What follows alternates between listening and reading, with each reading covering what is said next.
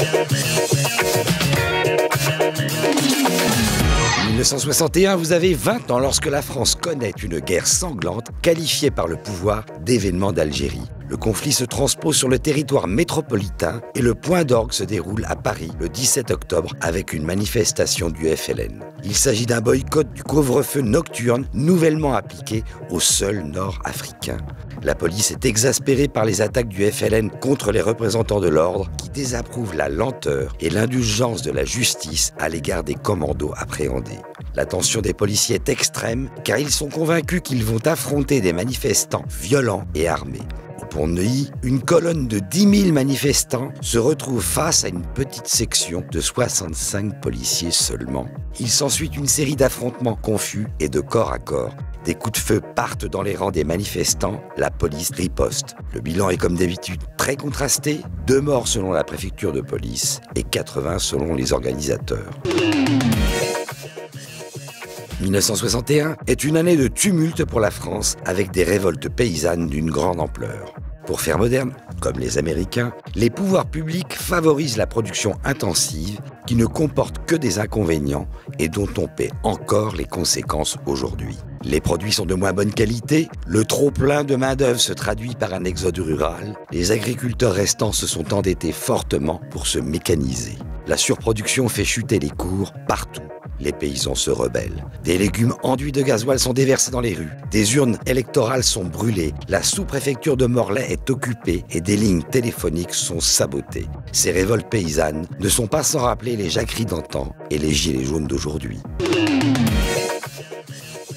Le 27 octobre, des gardes-frontières du bloc de l'Est refusent l'entrée d'un diplomate américain à Berlin via Checkpoint Charlie, qui est le point de passage entre l'Ouest et la zone communiste. Les Américains ne se démontent pas et le diplomate revient, mais cette fois escorté par des chars. La réponse est immédiate. Des chars russes prennent position et bloquent le pont. Quelques minutes plus tard, des chars américains se placent devant la muraille de Chine. À Berlin, les 2 colonnes de chars américains et russes se font face pendant plus de 16 heures. 16 heures pendant lesquelles la guerre froide aurait bien pu devenir très chaude. Côté culture, en 61, il est très difficile d'éviter de parler de la mort de l'écrivain Louis-Ferdinand Céline. Cet écrivain et médecin français ne laisse pas indifférent. Conspué par certains pour ses écrits polémiques, il sera également adulé pour ce que l'on pourrait qualifier de révolution de la langue française. Il a introduit un style elliptique personnel et très travaillé qui emprunte à l'argot et tend à s'approcher de l'émotion immédiate du langage parlé. Le monde entier salue Voyage au bout de la nuit et Mort à crédit. C'était un anarchiste de droite, acariâtre, voire misanthrope qui préférait son chat Bébert aux hommes. Alain Delon triomphe dans Rocco et ses frères, le film de Visconti que l'on rapproche avec L'Idiot de Dostoïevski. Visconti dira « Si l'on m'avait contraint à prendre un autre acteur, j'aurais renoncé à faire le film ». Dans Rocco, Delon est à la fois félin et viril, bien loin des rôles de flic qu'il incarnera plus tard. Delon recevra 11 récompenses dans sa carrière. Il n'avait jamais été primé à Cannes. C'est chose faite depuis quelques jours en recevant la Palme d'Or pour l'ensemble de son œuvre.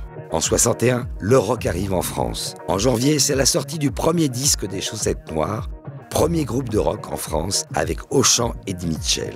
Un mois plus tard, se déroule le premier festival international de rock à Paris en présence de Johnny Hallyday, des Chaussettes Noires et de Frankie Jordan. La version française de Biba Beloula sort, ainsi que Viens danser le twist. Le rock succède au jazz de papa, pour qui musicalement, la nuit ne faisait que commencer.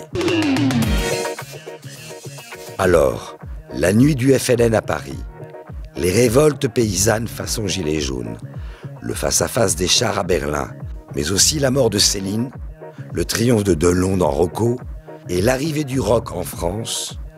Que pensiez-vous de tout cela quand vous aviez 20 ans? Et maintenant, avez-vous changé d'avis?